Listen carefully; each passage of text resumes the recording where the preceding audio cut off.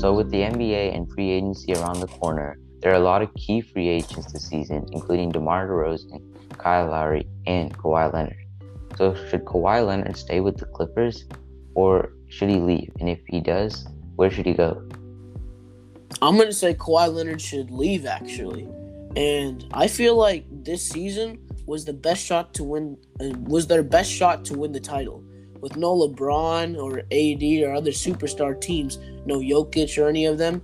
But unfortunately, Kawhi got injured.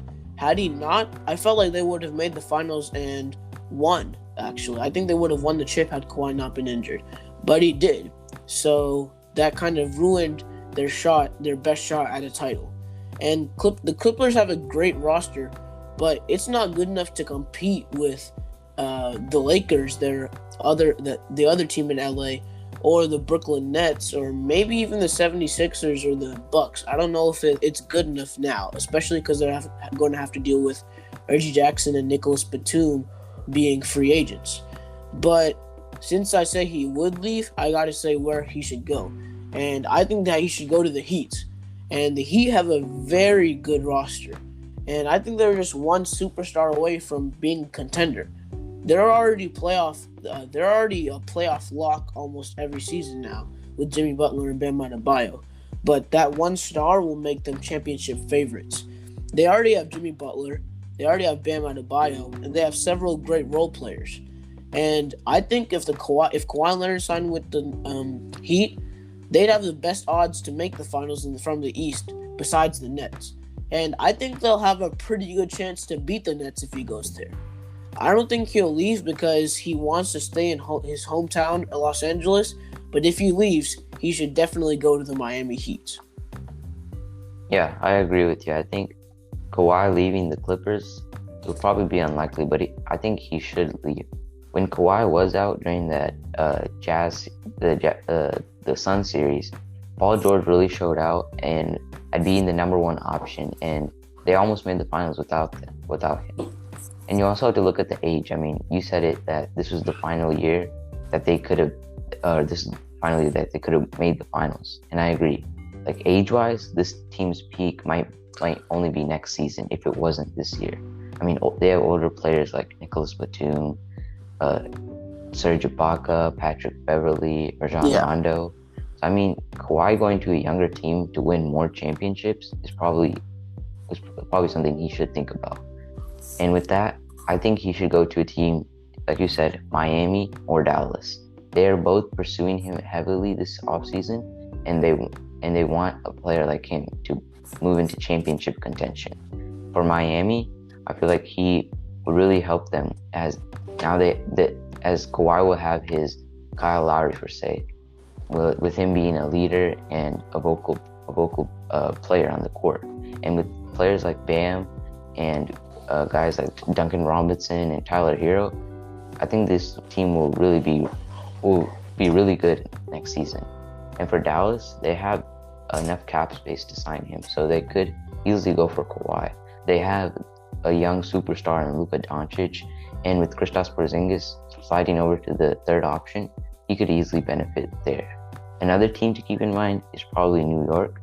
They have enough cap space to sign him as well, but their timeline is a bit longer. So I don't know if Kawhi would want to wait a couple more years just to get into championship contention.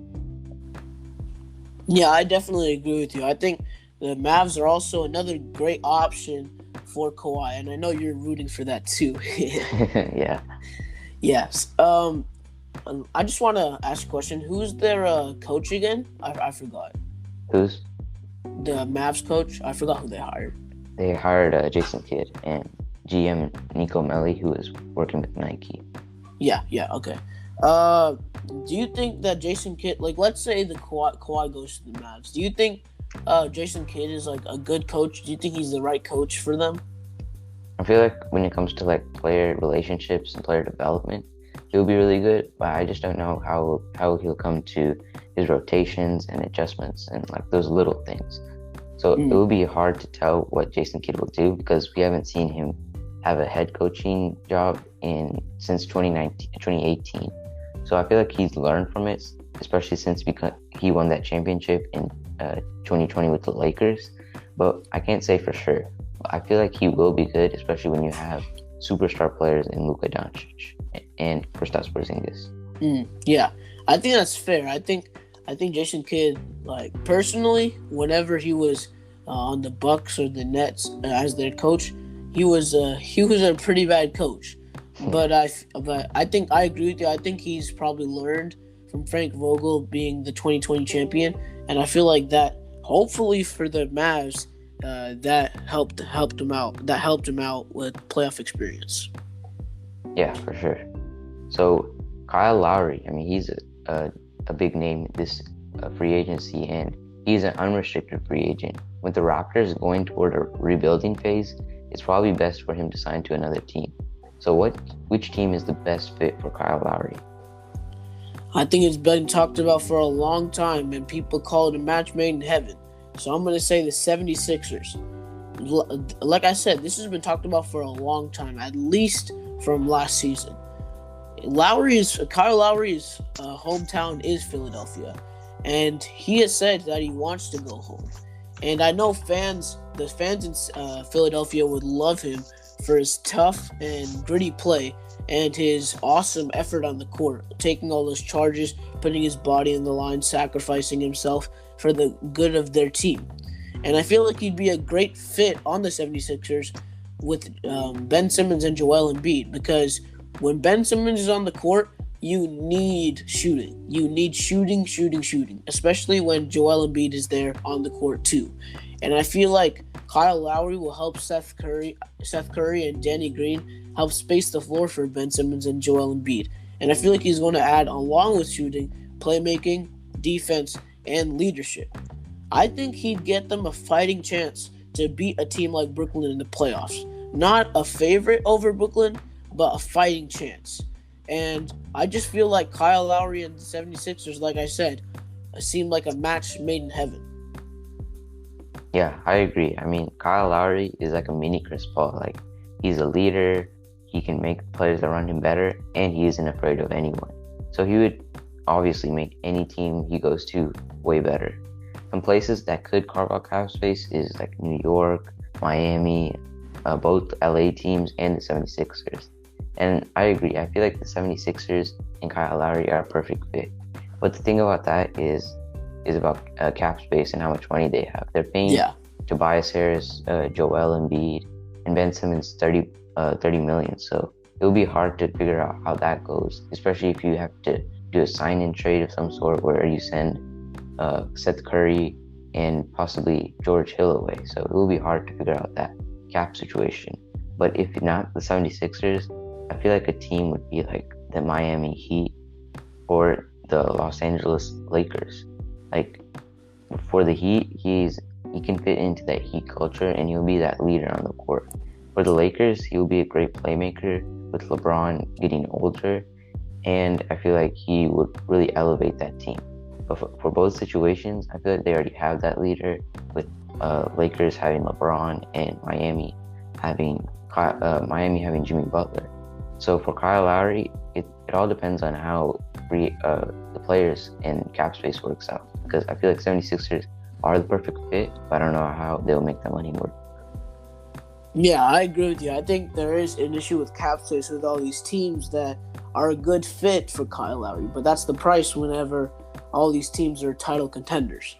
So talking about cap space, I know Ben Simmons isn't exactly a favorite of the 76ers fans anymore. So do you think it will be worth it for the Philadelphia 76ers to trade Ben Simmons for Kyle Lowry? I mean, it seems kind of lopsided towards the Raptors, but to get that cap space and that fans happy, I feel like it has a good chance of being worth it. What do you think? I feel like you want to test Ben Simmons a little bit more, because he said he's going to fix his jump shot. He's been working this offseason. He even didn't want to participate in the Olympics just to work on this offseason to work on his jump shot. Yeah. So if everything is true and he actually does want to work on his jump shot and he gets better, I feel like we want to keep him. I mean, you look at his age. It's not like he's 30 or like 29, 28. Like, this guy is pretty young. This guy was number 1 pick in the 2016 draft, so it's not like he's an older player. He still has a lot of time to develop. And with this team, the Joel Embiid and Ben Simmons and Tobias Harris, this is a younger team, so a couple more years, it wouldn't hurt them. Like, they were championship contenders, but I feel like next season, if they, with a more developed squad, I feel like this team will be really good.